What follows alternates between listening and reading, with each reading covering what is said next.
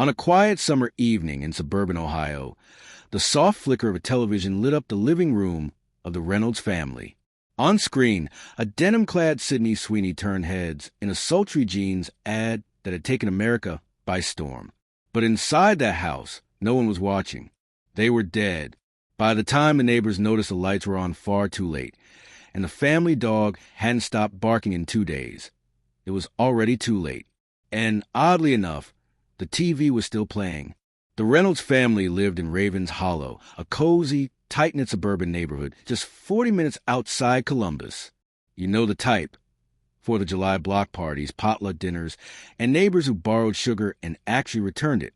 Paul Reynolds, 46, was a high school English teacher, beloved by students for his sarcastic wit and deep love of poetry.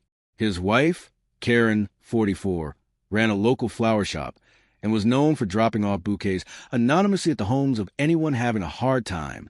Their 2 children, Ella, 17, and Max, 10, were every bit the small-town American dream. Ella had just gotten into Northwestern. Max never went anywhere without his Pokemon backpack. They were the kind of family that made people believe goodness still existed. That's why, when the coroner confirmed they had all died between 6 o'clock and 7:30 p.m. on a Tuesday evening, and there were no signs of forced entry, the entire town fell into disbelief. The crime scene was both chilling and calculated. Paul was found slumped over in his reading chair, a copy of The Great Gatsby open in his lap, a single bullet to the head. No struggle. Karen had collapsed in the hallway, as if she was trying to reach for the phone.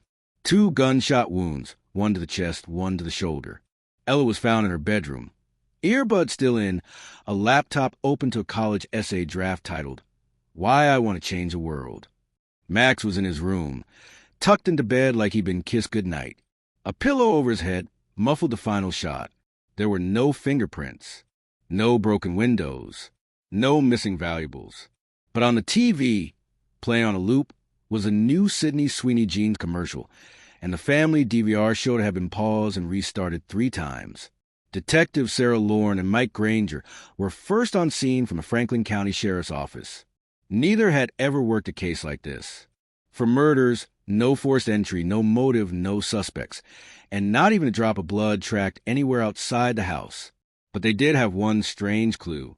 The DVR history showed that at exactly 6:41 p.m., the Sydney Sweeney ad was paused, then resumed at 6:47, then paused again.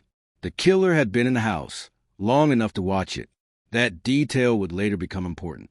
The first suspect was Ella's ex-boyfriend, Cody Halter, a moody 18-year-old who once spray-painted "liar" on her locker. He had no alibi, claimed he was just walking around, but no evidence ever tied him to the scene.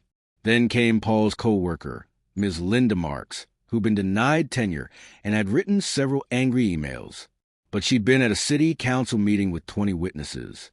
Even the mailman, Ron Becker, became a suspect for a short while. He had a history of peeping, and once joked about Karen's roses not being the only thing blooming. But again, no hard evidence. Weeks passed. The town grew paranoid. Homes installed cameras. People moved away, but there were no answers. Until a delivery driver found something odd on a country road just outside Ravens Hollow. A discarded phone with one video file. The video was short, 2 minutes, 14 seconds. It showed the Reynolds living room. The camera angle suggested it had been placed behind the television. You could hear Sydney Sweeney's voice. Find your freedom in denim, as a man, face masked, calmly walked into frame. He sat down on the couch, watched, paused, rewound, played again, and then he said, "She's the only one who gets it." That clip would be traced back to a secret Google Photos account.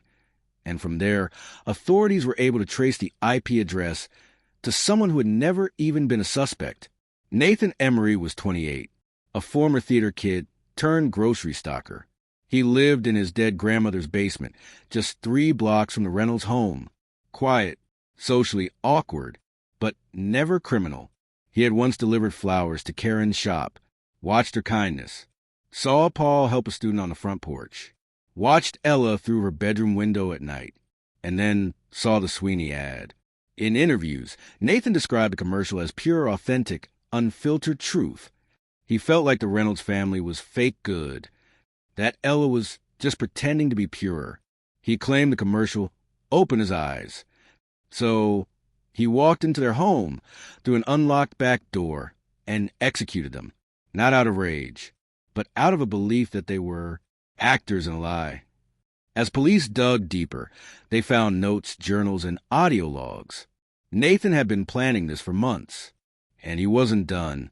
He had compiled a list, 10 families, all too perfect. The Reynolds were just first. The second family, already missing. But when authorities stormed Nathan's home, they found them bound but alive in his basement, drugged, waiting, ready to be his next correction. Nathan pled insanity, but the tapes showed clarity of thought, the calmness in which he paused the ad, the eerie stillness in his voice. He was sentenced to 4 consecutive life terms without parole, plus 30 years. The second family survived, but left the state never to return. The town of Ravens Hollow was never the same. Flower shops closed. Block parties ended. Everyone locked their doors. And yet, to this day, the most haunting part of the case was that the killer paused to watch a jeans ad in the middle of a massacre, not out of distraction, but admiration. You've been listening to Blacklisted Stories, where the truth doesn't just hurt, it terrifies.